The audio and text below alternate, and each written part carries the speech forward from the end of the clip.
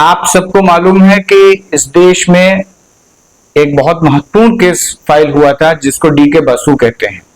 तो डीके बसु ने एक केस फाइल किया कि पुलिस जो आरोपी हैं जिनको पकड़ती है उनके साथ बहुत दुर्व्यवहार करती है, उनको इंसानों की तरह नहीं, उनको जानवरों की तरह ट्रीट करती है। और इसको लेकर सुप्रीम कोर्ट में एक पिटीशन फाइल हुई जिसमें 1997 में एक फैसला आया जिसको डीके बसु गाइडलाइन कहते हैं।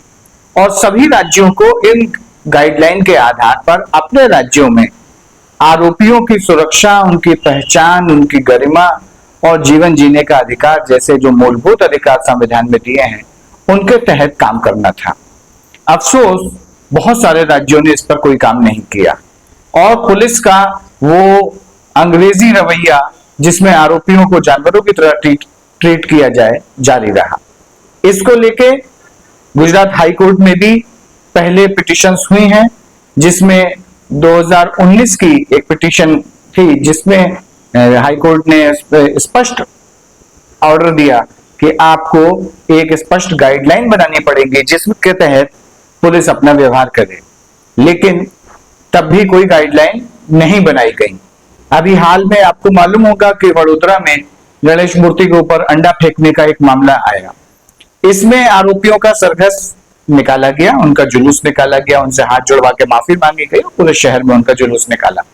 इसको लेके वो उन लोगों ने अपनी गरिमा के हनन के खिलाफ एक कंटेम्प्ट पिटीशन गुजरात हाईकोर्ट में दायर की। उस हाईकोर्ट ने जब पिटीशन को सुना तो उसने पुलिस को कड़ी फटकार लगाते हुए कहा कि ये कैसे चलेगा, और उसको नोटिस जारी किया और कहा कि इस तरह की जितनी भी कंटेम्प्ट पिटीशन है हम साथ में सुनेंगे। और अभी तक इन सारे कार्रवाइयां जो पहले हाई कोर्ट के आदेश हैं या डीके बसु गाइडलाइन है उनकी अवहेलना क्यों हो रही है। इस कड़क डांट के बाद गुजरात की पुलिस ने डीजीपी साहब ने एक नई गाइडलाइन जारी की, जिस गाइडलाइन में उन्होंने कहा कि किस तरह का व्यवहार पुलिस करेगी। निश्चित तौर पर यह काम 1997-98 में होना था, और अगर गुजरात हाईकोर्ट के उस आदेशों की बात करें तो 2019 का जो लास्ट आदेश है, इतने साल लोगों की गरिमा की सुरक्षा करने में गुजरात पुलिस को एक अपनी मार्ग निर्देशिका जारी करने में लगा है।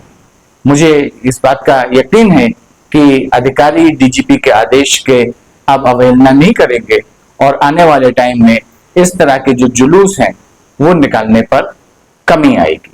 मुझे इससे मौजूदा जो डीजीपी हैं उन्होंने पहली बार इस तरीके की पहल की है या इसके पहले के जो डीजीपी थे वो भी इस तरीके का सर्कुलर जारी कर चुके हैं? बीच बीच में अपने पुलिस के व्यवहार को लेकर सर्कुलर जारी हुए हैं, लेकिन स्पेसिफिक डीके बसु गाइडलाइंस को लेकर जो सर्कुलर जारी हुआ वो ये पहली बार हुआ। लेकिन बीच में पुलिस के व्यवहार, उनकी गरिमा को लेके अलग अलग टाइम पर निर्देश जारी किए गए हैं, लेकिन वो निर्देश हमेशा कागजी रहे हैं और वो नहीं आए। निर्देश तो मीडिया की गाइडलाइंस को लेके भी है, लेकिन उन निर्देशों पर कभी कोई अमल नहीं हुआ है।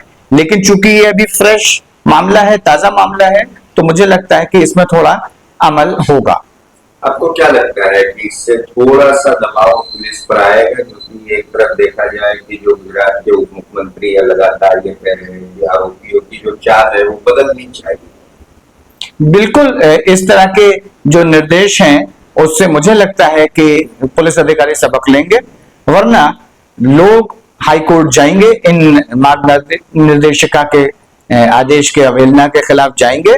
और सरकार और अधिकारी ये दो अलग पक्ष होते हैं। सरकार तो अपने वोट की राजनीति के लिए बहुत सारे झूठे, फालतू और लोगों को उकसाने के वायदे करते हैं, लेकिन अधिकारियों का काम है इस देश के संविधान के अनुसार जो उनको दायित्व दिया गया है उस दायित्व के तहत काम करें।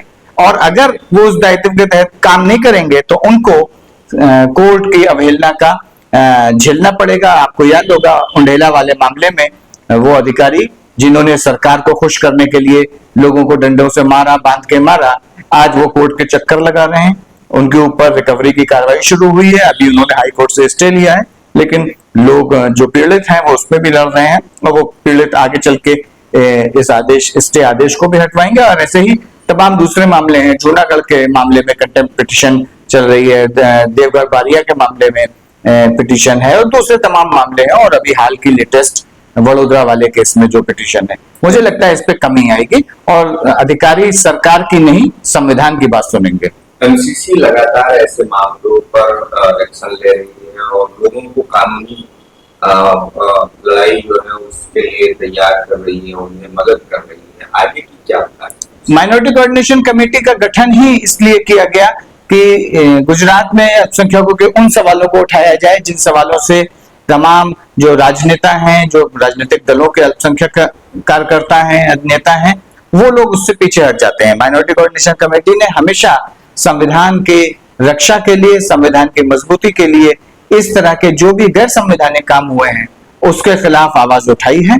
हम लगातार पुलिस के इन कार्रवाइयों के खिलाफ लिखते रहे हैं, इनके लेके पिटीशंस की हैं और आगे भी इस तरह के पिटीशन करेंगे। और हम अपील करते हैं कि कोई भी गुजरात का आदमी जो पुलिस ने इस तरह से कभी सताया हो और वो आगे चल के कोई हमसे कानूनी सलाह लेना चाहता है, तो हम माइनॉरिटी कोऑर्डिनेशन कमेटी के तौर पर उसके साथ खड़े हैं। इस देश के संविधान को, इस देश में कानून की व्यवस्था को लागू करने के लिए माइनॉरिटी कोऑर्डिनेशन कमेटी पीड़ितों के साथ है।